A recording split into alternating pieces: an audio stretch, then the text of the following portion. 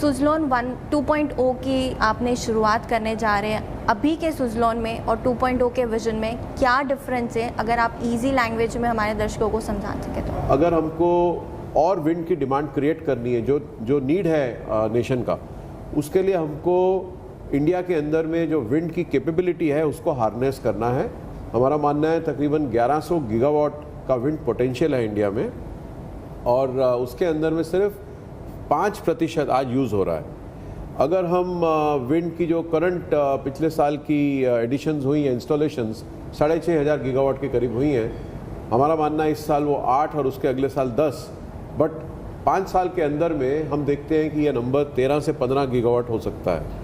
अब वो करने के लिए हम लोगों को वो जो प्रॉब्लम है इंडस्ट्री के, उसको एड्रेस करना पड़ेगा। और सबसे बड़ा प्रॉब्लम है कि land, right of way and P permits. तो हमने एक अलग डिपार्टमेंट खड़ा किया है कंपनी में जिसका नाम डेवको है, और ये पूरी डिवीज़न जो है ईयर 3, 4, 5 यानी आज हम 26 में बैठे हैं, तो 29, 30, 31 के लिए जो हमारे पास में विंड डेटा है, विंड डेटा बैंक्स हैं, और जहाँ पे विंड स्टेट्स के अंदर में लैंड बैंक्स आइडेंटिफाई करे हैं, उस पे काम कर रहे हैं।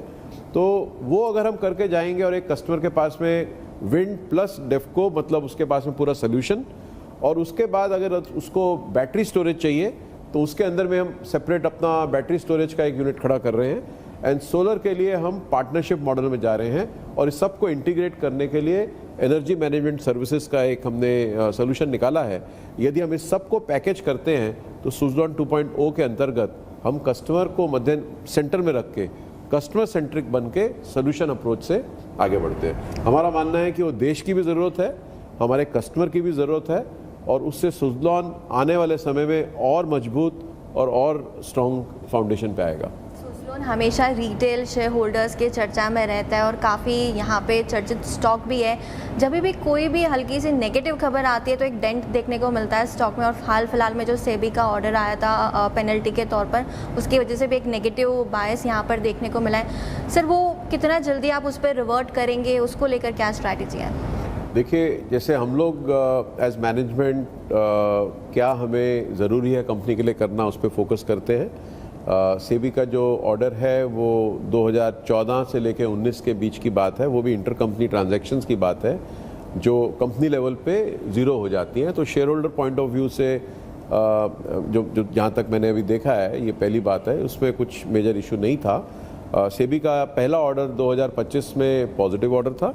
सेबी का मई एंड का जो ऑर्डर है उसके अंदर में सर्टन ऑब्जर्वेशंस हैं।